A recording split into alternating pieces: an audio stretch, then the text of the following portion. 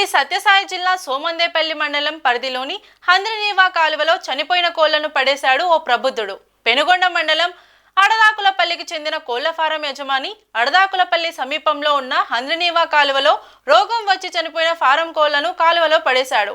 ఈ విషయం తెలుసుకున్న కొందరు విలేకరులు ఆ ప్రాంతాన్ని పరిశీలించి హంద్రినీవా కాలువలో తేలాడుతున్న కోళ్లను గమనించి సంబంధిత యజమానిని ఇదేంటి అని ప్రశ్నించగా కాలువలో ఉన్న చేపలకు ఆహారంగా వేశానని నిర్లక్ష్యంగా సమాధానం ఇచ్చాడు.